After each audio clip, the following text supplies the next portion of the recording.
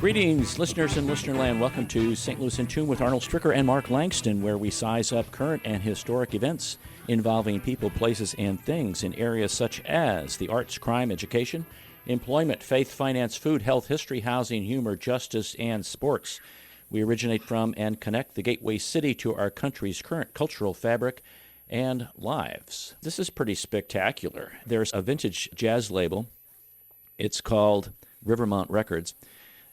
Some original masters were discovered, 30-year-old recordings of all-star giants. And on the line we have Bryan S. Wright. He specializes in ragtime and early jazz piano styles. He has a Grammy-nominated label, Rivermont Records, which specializes in ragtime and early jazz. He is also a pianist and musicologist based in Pennsylvania. He is an instructor at the University of Pennsylvania. He recently did a lecture here in Sedalia, Missouri on Scott Joplin. He's done that for the Scott Joplin International Ragtime Festival as well as many other ragtime festivals. And also on the line is Dan Levinson, who was the 2017 winner of the Hot House Magazine's NYC Jazz Fans Decision Award for the Best Clarinetist. Go Clarinets. Right. He fronts his own groups and also a side band and performed with Mel Torme, Wynton Marsalis, Dick Hyman. He's based in New York City. He's performed with Woody Allen's band, also at Carnegie Hall with Late Night with Conan O'Brien, Garrison Keillor's A Prairie Home Companion radio show, recorded over 150 CDs. It goes on and on. Gentlemen, welcome to St. Louis in Tune. Thank you. Thank you so much. Ronald. Yeah. Can I ask a question before we start? Absolutely. Can you all give us a definition of ragtime?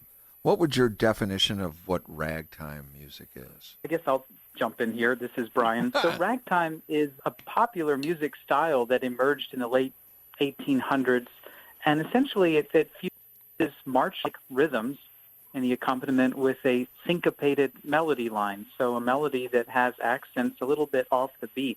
And this combination makes it a very danceable music, and it went on to influence all kinds of popular music that has come since, from rock and roll to rap. Okay. So it's a danceable music that, all right, came out turn of the century there. So let's really get into this now. So so that evolves how into jazz? People have written entire theses on this, and Dan, if you want to say something, I'll turn it over to you. Yeah, you wrote the thesis. Well, We have a bunch of doctors on the line here.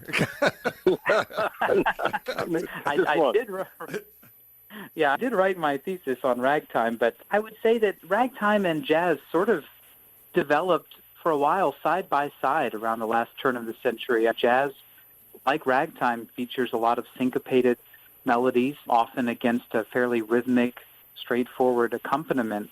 But where jazz differs a bit from ragtime is that jazz becomes more improvisational. There's more room for soloists to take extended improvised solos, whereas ragtime tends to be a bit more written out in advance. That's not always true, but that's generally the case.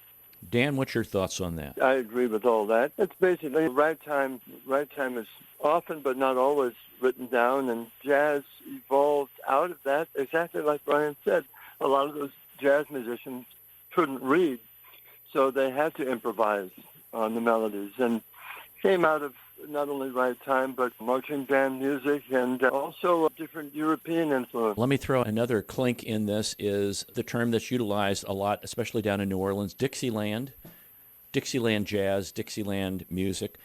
Explain to listeners a little bit about how that has either morphed off of jazz or ragtime, or is a combination thereof. We don't use that word. In fact, when I started playing professionally about 35 years ago, it had fallen out of fashion, and we were even then calling it traditional jazz. But now that word has become offensive to many people, and Wynton called me out on it about 25 years ago, and I used that word not even in reference to the music, but I was referring to a record album that I bought that came out in the 1950s. That term probably came into use in the late 40s and into the 50s during the revival of early styles of jazz.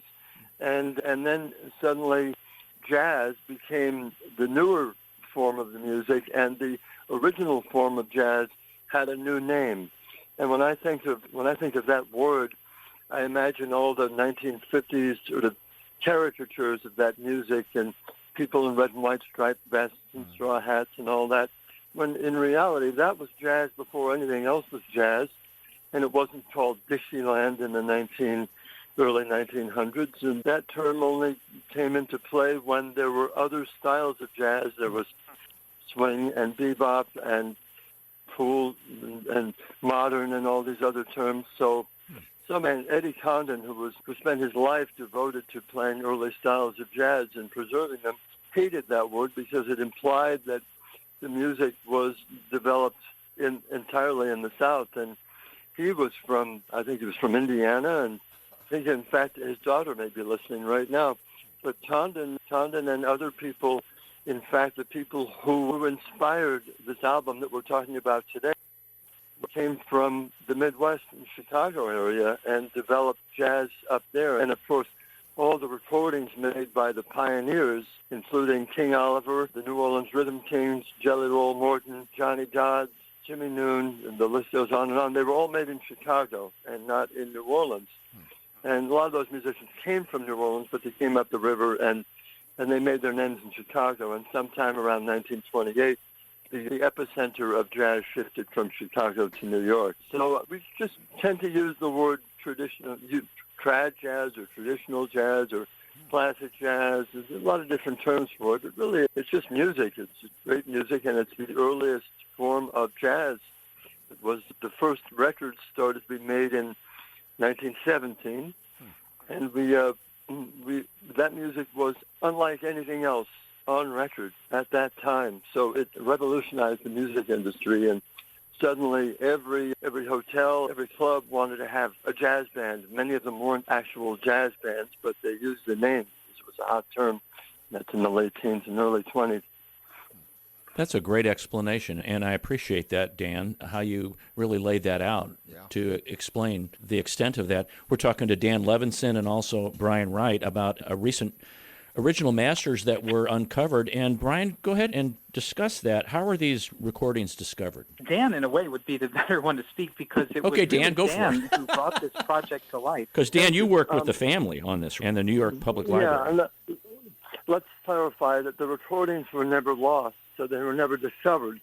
There you go. They were made 30 years ago, and I was on the original session. It was the first time I'd ever been in a recording studio before, and I was very nervous, and I was around my heroes, all-time greats of jazz, people like Milt Hinton and Bob Haggart and Marty Gross and so many others, and unfortunately some of whom are no longer with us. Dick Hyman, who was the music director of the project, is still with us, and he's 95 and still active and performing. Anyway, he did a concert on July 30th of 1992, and it's music. It's on the album. And he invited George Avakian, legendary record producer and a champion of Chicago jazz, to the rehearsal a month earlier for the recording session. And Avakian loved what he heard and wanted to record it. So we went into the old RCA studios in Midtown, and we had David Baker, who was not the educator, but the recording engineer, who had done a lot for Vanguard. And in fact, the founder of Vanguard Records, one of the co-founders, Seymour Solomon, had originally told George he would put the album out. So George paid for it. He paid for the sessions. He paid all the musicians. And we recorded it, and it sounded beautiful. It's the only 100% analog recording I ever did. And this is a testament to how great analog was, because it really sounds so beautiful and rich. And George, and then for some reason, maybe the tremendous cost involved, but Seymour Solomon pulled out for the album, but he pulled out after George had paid the expenses, and George was stuck footing the bill. So Avakian, who was then, he was born in 1919, this is 1992, so he's 73? He spent the remainder of his life trying to find a label that would issue the album and reimburse him his expense. And I saw letters in his collection that he'd written to RCA, and it never happened. And in June of 2017, I stayed in touch with George, and we worked together a lot, and he came to a lot of my jobs.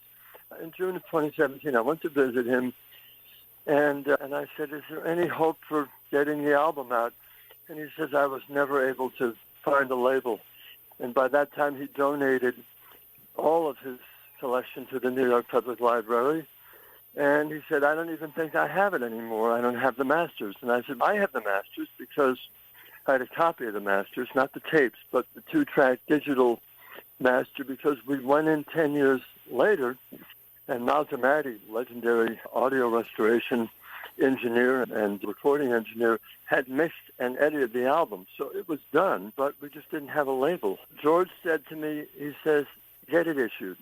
He said, "I don't need the money, just get it issued." And his son was there and heard him say that, and his son actually echoed that in a text message to me later. He said, "George wants you to take it and run with it." That was 5 years ago, and at that time, I exhausted all of my options. I contacted a few people. Nobody seemed willing to put it out, and I gave up. And then George passed away, I think, in November of that year, 2017. So in fast forward 3 years, 2020, I get a phone call from Dick Hyman, who was then, 93, and he said, "I'm listening to the album that we did. It's such a shame it never came out. It's a great album." Huh. And I thought about it, and in those 3 years, Bryan had started putting out new recordings of traditional jazz. And prior to that, correct me if I'm wrong, Bryan, he had only been putting out reissues of 1920s music and new recordings of ragtime, but not jazz. And when Dick said that to me, I thought Bryan would be the perfect person to put this out. And I was rereading this morning. I was rereading the original message I sent to Bryan, and I didn't have to ask twice. He wrote back immediately, and he was exuberant. So from that point, it took 2 years. The New York Public Library was closed because of the pandemic, and that's where George's collection was, Avakian's collection. I had to get in there. I wanted to see all the paperwork. I wanted to see if I could get the photos. Mm-hmm. So in June of last year, I finally got into the New York Public Library and found the Holy Grail, all of the papers and photos related to this project. Wow. It was never lost. It just, George couldn't get it issued. And Bryan, not only did he issue it, he went to great lengths, spared no expense in producing the most lavish package I've ever been involved with by far. It's not a booklet inside a CD.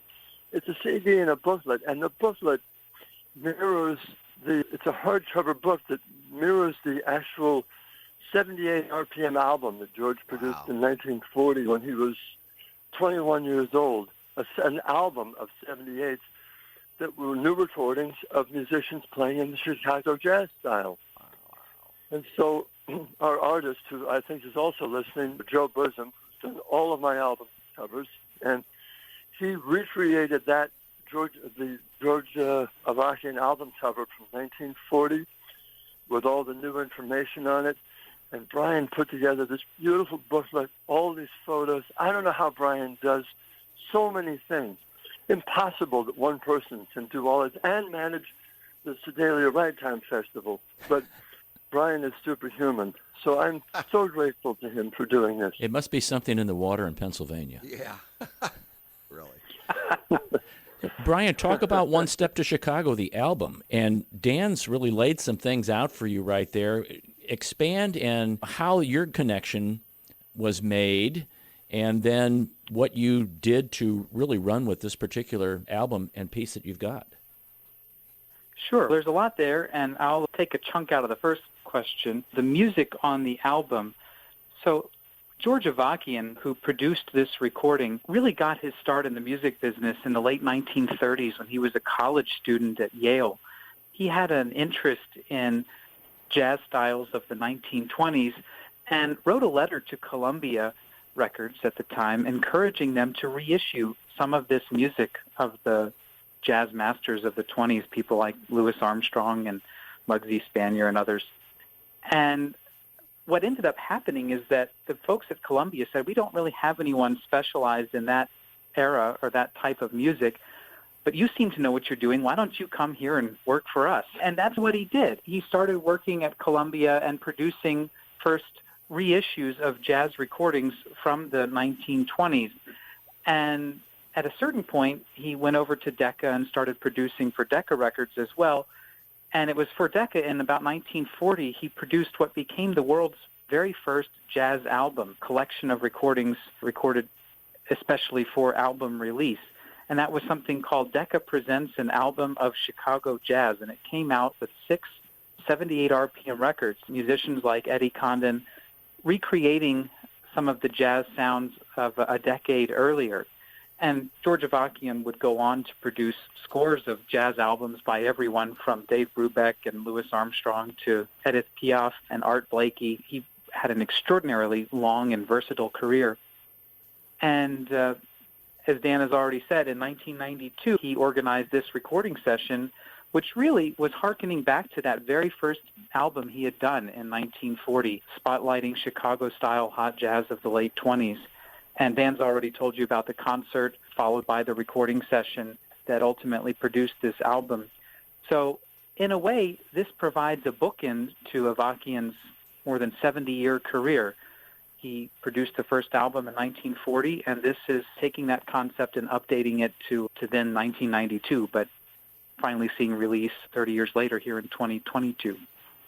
And it was the same songs, wasn't it? A lot of the same songs, but not entirely. Okay. There's a bit of overlap. Of course, the performances are different, but it's repertoire associated with a particular jazz clarinetist of the late 20s from Chicago named Frank Teschmacher, who was a very colorful character and just a brilliant musician with a very distinctive sound, who unfortunately died at the age of, Daniel, correct me if I'm wrong, I think 26, following a car accident in which he was thrown from the car, struck his head on the curb, and died. So he unfortunately left the scene tragically young, but not until he had made some really remarkable records that are classics to this day. And those provide the foundation for the tracks on this CD. They're all tunes associated with Frank Teschmacher. So songs like I Found a New Baby, China Boy, Shimmy Wobble, the Wabash Blues, Nobody's Sweetheart, the Jasmine Blues, the song Indiana, things like that. There was one thing I'll add to that, and Bryan, you're so articulate. That's why you wrote the thesis, and I didn't. But that's exactly right. One thing we should point out is there are 2 different bands on this album, as there were on the concert the night before.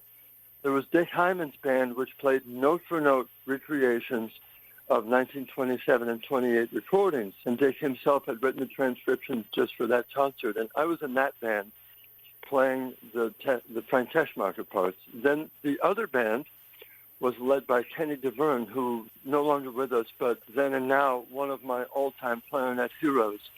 And Kenny's band did songs that were played by the original Chicago musicians, but not note for note. They kept the spirit of the original music, but did their own interpretations. And so there were 2 separate bands. There was some duplication. Dan Barrett played trombone in both bands, and Dick Hyman played piano in both bands. But aside from that, they were very, not only different, but almost opposite approaches to playing the music, one being to play it note for note, and the other just to capture the spirit of it. Now, we're going to get to the second part of my question here in a moment. We're going to have to take a break, and we'll do that in the next segment of the show. So, guys, you can formulate. Bryan, I think I asked you about your development of that whole project, and we want to be able to give listeners where they can get the album and get everything that you have produced for that. So we're talking to Dan Levinson and Bryan Wright. This is about a recently uncovered original masters of a 30-year-old jazz recording featuring jazz all-stars, and we're going to go out with one of the songs. You're listening to St. Louis in Tune on the U.S. Radio Network.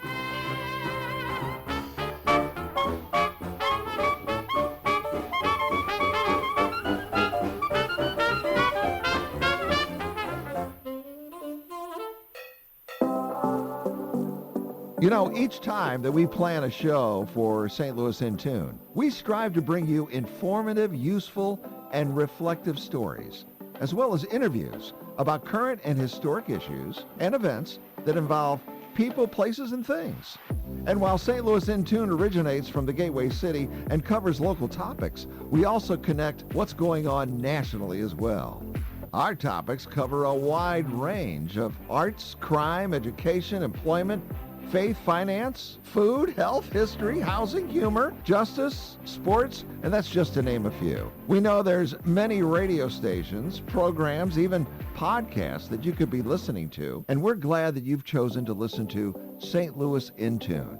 If you've missed any of our previously aired programs of St. Louis in Tune, simply visit stlintune.com. That's stlintune.com. There, you'll find every show from our first to our most current. Use the search engine to look for a show that might interest you from one of the many topics that we've covered.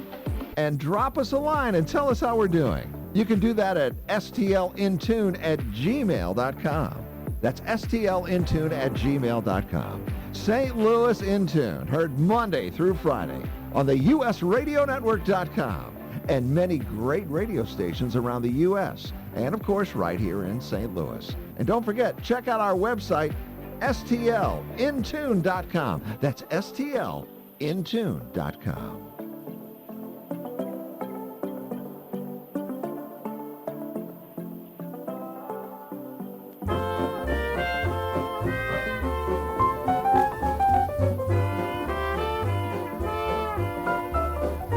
Welcome back to St. Louis in Tune. This is Arnold Stricker with Mark Langston. We're having a conversation with Bryan Wright and Dan Levinson about the album that you're listening to in the background.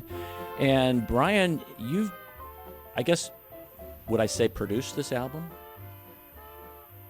Yeah, the real producer of the recording was George Avakian, who we've been speaking about. He produced the original session, but Dan Levinson and I worked together to produce, finally, the ultimate release of it on CD, vinyl LP, and digital download. And get into some of the details about what this package is, because it's going to be released on July the 15th, coming up here, with more than 50 years after George Avakian had really put a lot of these things together. You've got some vinyl, which is very, very popular, coming back in a strong way, and you've got some CDs, and as Dan mentioned earlier, a book of a lot of information. Discuss some of that so listeners can understand exactly what they would be getting when they purchase this. Sure. So when Dan approached me with the idea of releasing this project, as he said a moment ago, I jumped at it because I recognized the just historical importance of an album like this. Probably the only time many of these jazz titans were together in the studio. I mean, you have, in some cases, musicians like Milt Hinton and Bob Haggart, both legendary jazz bassists whose careers go back to the 1930s. And they're playing here with people like Dick Hyman on the piano. You've got Dan Barrett on trombone, Dick Sudhalter playing cornet, Ken Peplowski playing the saxophone, Vince Giordano playing tuba and bass sax, Marty Gross and Howard Alden on banjo and guitar. These are people who are just legends in the traditional jazz field. And I don't know of another time that all of them appeared together on the same record. So I leapt at the chance to release this and really wanted to give it a packaging that would suit the importance of the material. So Dan has mentioned he wrote quite extensive commentary that really tells the story of how this whole album came together, while also weaving in some of the history behind the music, how it originally started back in the 20s. And Hank O'Neill, who for many years produced a label called Chiaroscuro, which recorded a number of jazz important folks from the 70s, 80s, 90s. He wrote a very nice essay talking about the origins of this music. And as Dan said, we uncovered some photos from the session in the New York Public Library, Wow. Candid shots of the musicians while they were recording this. And I thought it's such a neat story, and there's so many wonderful pictures. I wanted to include all of it. So it got to be too big for the standard CD jewel case. So what we ended up doing was essentially preparing a hardback book, an 80-page book that tells the story of this, that includes the photos, and then you have the CD in the back of the book. And because this was recorded on analog tape, which in 1992 was no longer the common way of doing things, most studios were digital by then, but George Avakian wanted old-fashioned, warm analog sound, so he paid extra to have this recorded on tape. And to preserve some of that analog warmth, we thought we'd also issue it as a double record LP set, so folks can get it on vinyl as well and keep that more analog sound. And it took 2 records to fit the whole album, and the record set comes with a book that contains all of the photos and commentary from the CD edition as well. But I also realized that some folks aren't necessarily into physical media anymore, so we've prepared digital versions that folks can download from the website if they just want to hear it on their iPhone or iPod or however they listen to digital music. And that comes with a PDF of the full booklet, so you're still not missing out on the story and the pictures if you choose to go the digital route. And people can get that where, Dan? Or Bryan, excuse me. Where can they get that? Sure. Right now it's available from the Rivermont Records website, and that's montrecords.com, which is spelled RIVERMONT, rivermontrecords.com. And it's to be released on July 15th, but if anybody orders it today, we'll ship copies as soon as they're available. The CDs are already in stock, and the vinyl will be coming in the next week or so. Wow. So if folks order it, it'll be shipped ASAP.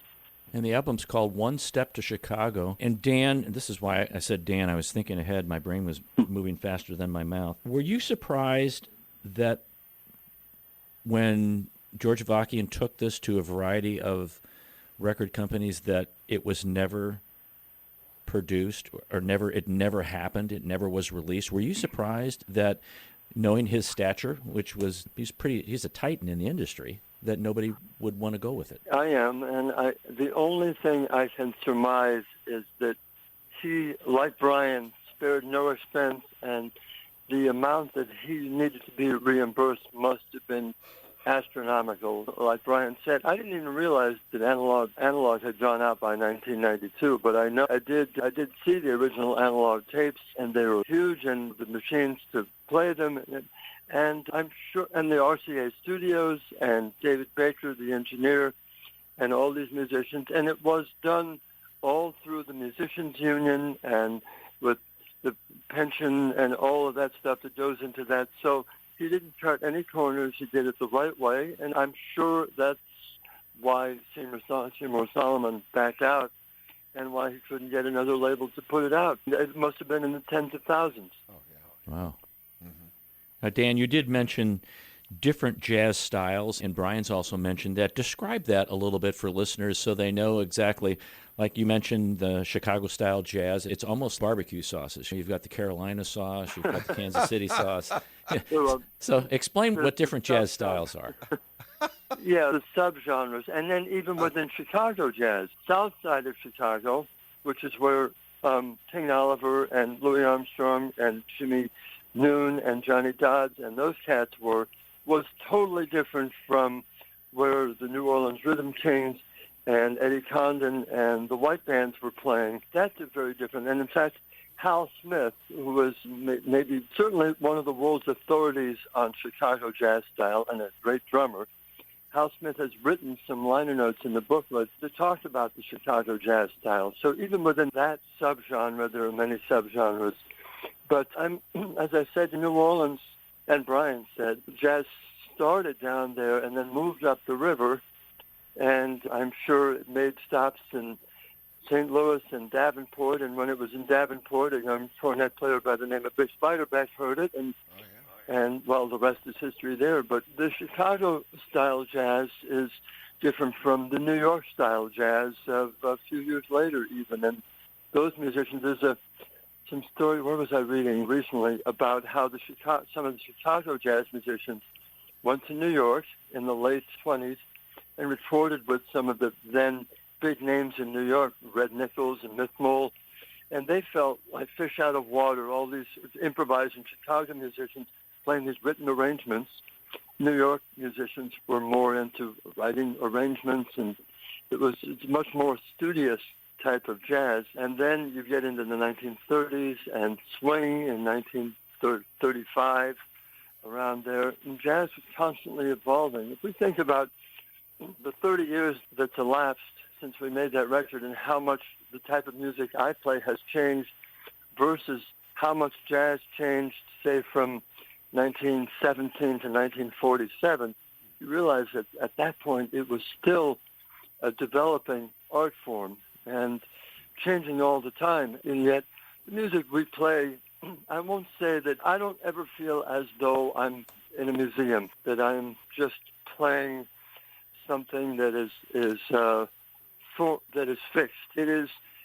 I speak the language, and I'm always trying to create something within the context of that style that I play, and it's the only style that I play. I don't do more modern styles of jazz. So I've never felt that way, but it is a language that's very different from the jazz of the 1940s, for example, in terms of focus on ensemble playing, the melodies, and the harmonies. And I don't really understand the language of later styles of jazz. And I spent some time trying early in my career, but I eventually realized it's not where my heart is. Mm-hmm. My heart has always been in early styles of jazz, and at some point I decided I'm going to play the music that's in my heart, because otherwise it's not honest. And whatever I do, I want it to be genuine. That's wonderful. That is very honest, because you have to do what works for you, right, and not be somebody who you're not. Yeah. Well, that's important to me. That's good. Bryan, your interest in ragtime goes way, way back, and my question deals with what was the impetus that got you really hooked?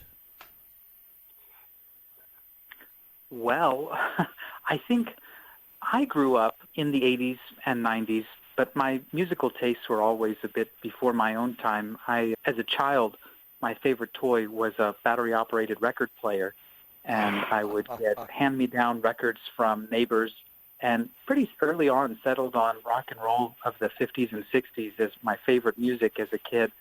And over time, my taste just progressively crept earlier and earlier. First, it was to Glenn Miller and some of the big bands, and then somewhere along the way, I heard a record by the legendary trumpeter, cornetist Vic Spiderbeck, and it was just revelatory for me, and I just pretty much leapt. This was music that really spoke to me, and from the music of Vic Spiderbeck, I started exploring more of the 1920s and 30s style jazz, and really developed a pretty serious interest in it.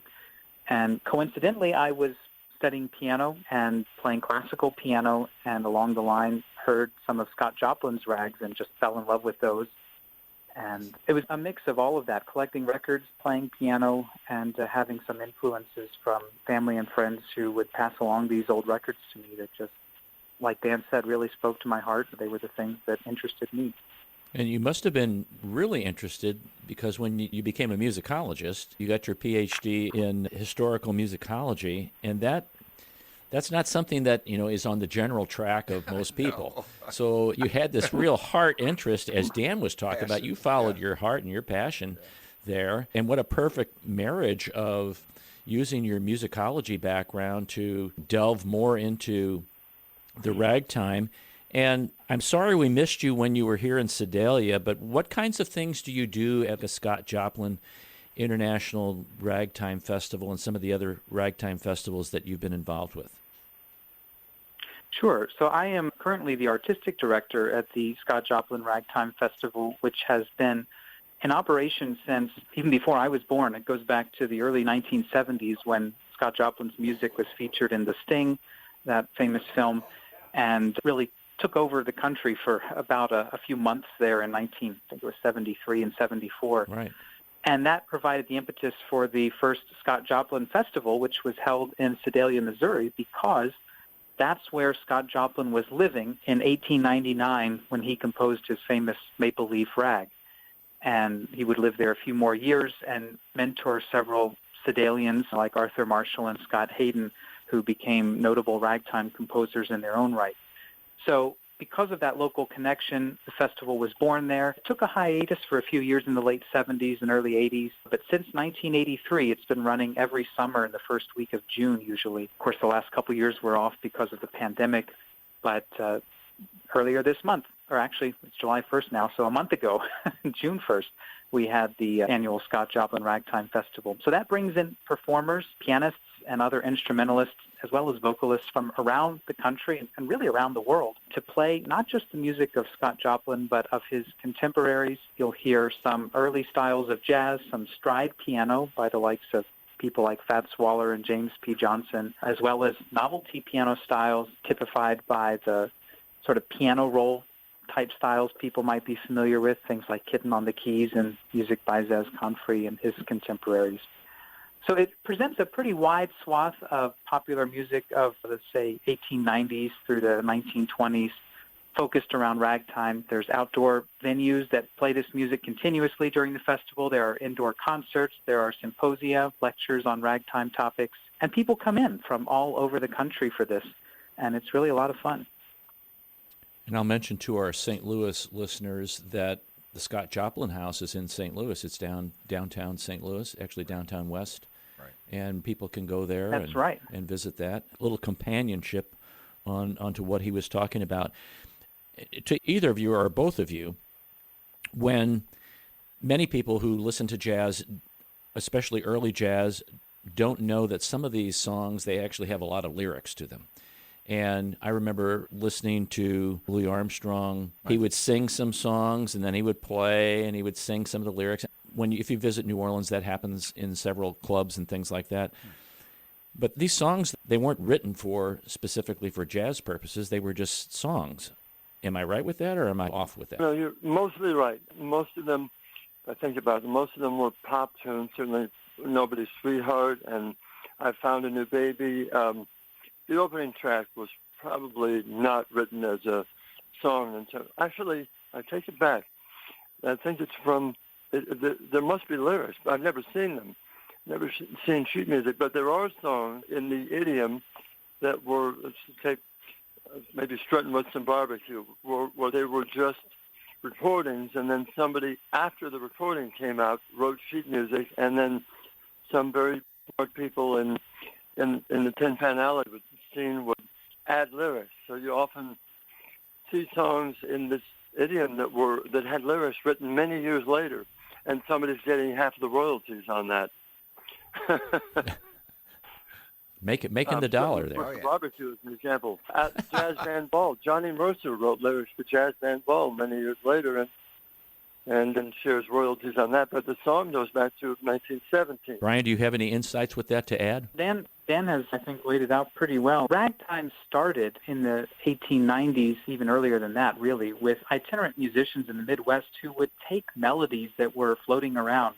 At that time, these might be operatic arias or just standard pop songs, and they would start playing them in this more rhythmic, danceable style. As I mentioned, that it gives sort of a march-like accompaniment to a syncopated melody line. And so the earliest rags were not composed as rags. They were simply borrowing pop tunes or operatic tunes that people would have already known and adapting them into this style. And it was only after a few decades of this that composers really started writing original pieces as rags. And I think the same goes for jazz. Early on in the history of jazz, they were just taking songs that people already knew and improvising on them and playing them with extra rhythm and playing them in what we would call a jazz style. And, of course, after some time, people started composing pieces as jazz pieces, but that's not how it started. And another thing relevant to that is that sometimes jazz musicians would take a song and use the chord changes and make a new jazz composition out of it. And then the prototype is I Got Rhythm, and there are thousands and thousands of songs based on the chord changes that I Got Rhythm, such to the extent that when I'm on the bandstand and we want to play a tune and maybe somebody in the band doesn't know it, I say it's rhythm changes, which means it's the same changes as I Got Rhythm. But at the Jazz Band Ball, which I mentioned previously, uses a very similar chord structure to Shine on Harvest Moon, which had been written 10 years earlier and had words. So they often did that. And they, at that time, weren't thinking about copyright issues. No, you can't copyright a chord pattern. So they could put a new melody to it and have a whole new song. Interesting. Now, does ragtime, am I hearing it that ragtime really started in the central portion of the country? Is that kind of where it found its birth? Was it? Well, yes. Okay. I think generally, Missouri is considered the homeland of ragtime. Between Sedalia and St. Louis, most of the early classic ragtime composers were based there. James Scott came out of Missouri, Tom Turpin, Scott Joplin, Arthur Marshall, Scott Hayden, all of these people, Wow. Percy Winrick, they were all from Missouri. And eventually the style did spread elsewhere, and we have composers from coast to coast that were composing ragtime by the end of the 1890s. I think it's fair to say that it really originated in the nation's heartland there. Wow. Yes, sir. Now, folks, you need to get to rivermontrecords.com, Rivermont, M-O-N-T, records.com, and check out the One Step to Chicago. My last comment for you guys to make, Bryan, I'm going to read a quote from you, and then, Dan, I'm going to expound. I want you to expound on your just being flabbergasted and in awe when you're with these wonderful musicians and what that was like. So here's the quote. This extraordinary recording documents the once-in-a-lifetime meeting of so many jazz greats, all playing in top form and recorded in state-of-the-art sound under Avakian's personal guidance. All-star bands don't always work artistically, but here the chemistry is palpable. The musicians blend beautifully and sound as if they are having the time of their lives. So I'm going to have, Bryan, why don't you start first? You weren't there, but you've had this relationship with Dan to really get that. You've listened to these recordings, and you must have, it just welled up inside you to sense that was the kind of music that was coming out. Yeah, to go back to the quote, I have through the years a number of all-star jam bands where you get a lot of these top-flight musicians together. They don't normally play together, but you bring them together, and sometimes in front of a crowd, they'll play against each other in a way, trying to show off, and it can be very exciting in the moment, but when you listen to the recording later, it's not quite gelling. Everybody's doing their own thing. It's not the same as when you have a band that plays together regularly and the musicians know each other's character and know each other's stylistic traits and can play with each other. And so that's what my comment was about, is that on this recording, when Dan first told me about it and I saw the lineup of musicians, I thought, this is either going to be spectacularly great, or with this many all-stars who don't normally play together, it could go the other way. But he sent along some samples, and from the first few notes, this is a band that works. These musicians, they're so skilled at what they do, and happily, in this instance, they're all listening to each other and complimenting each other. And when Dick Hyman on the piano comes in with these little fills behind the John Eric Kelso's trumpet, it's just magic. There's no other word for it. And so from the first few notes that I heard, I knew this was going to be a winner. And, yeah, I guess I'll turn it to Dan. Yeah, you're so right about that. It can be disastrous. And I've been on a bandstand where a concert organizer who doesn't know enough about chemistry between musicians puts a band together based on his favorite musicians and assembles people who have never played together, never played the same style, and it's disastrous, and it's embarrassing.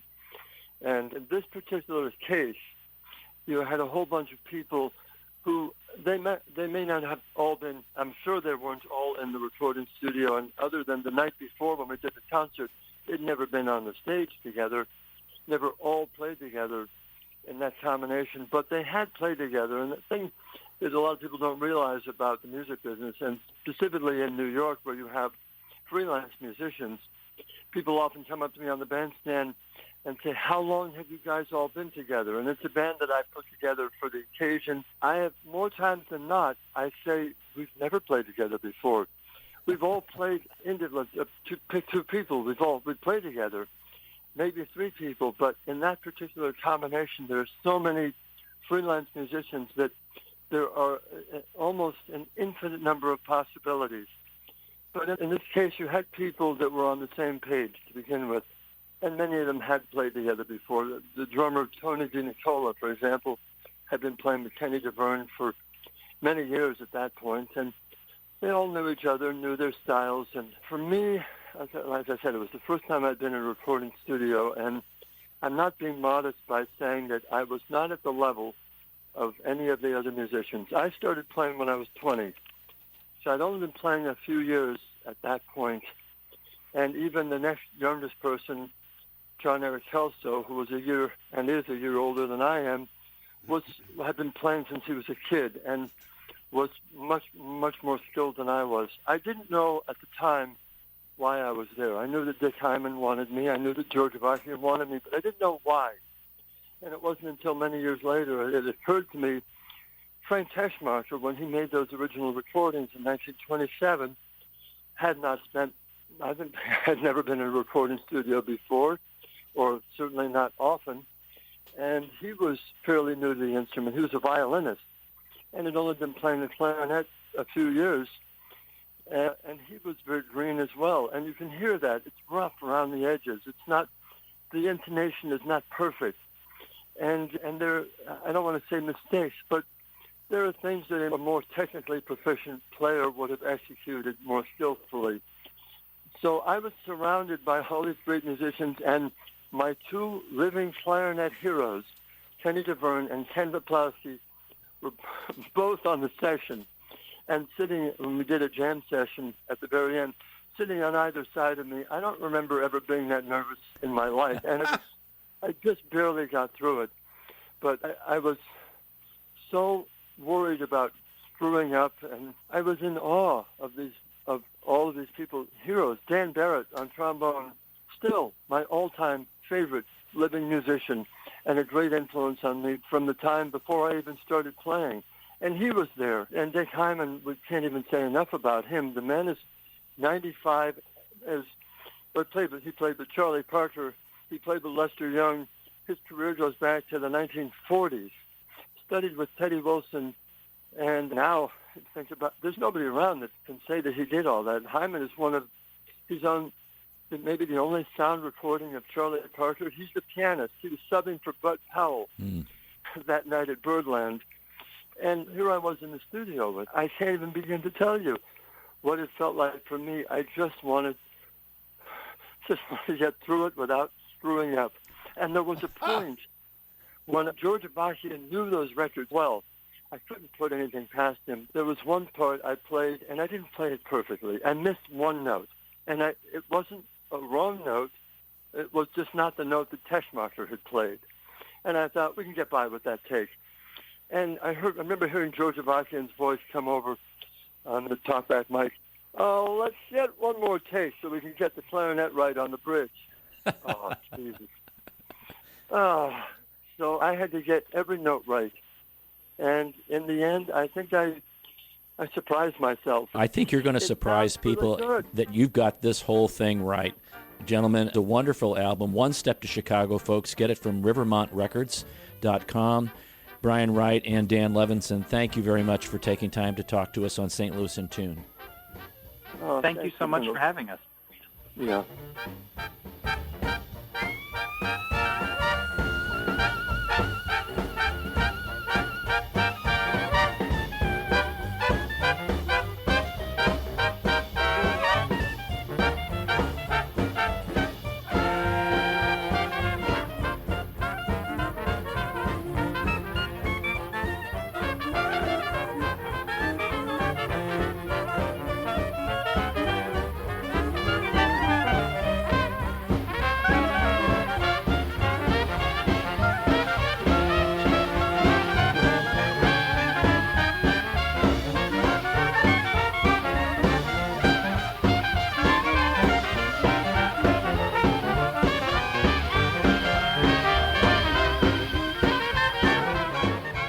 We appreciate you listening to this episode of St. Louis in Tune.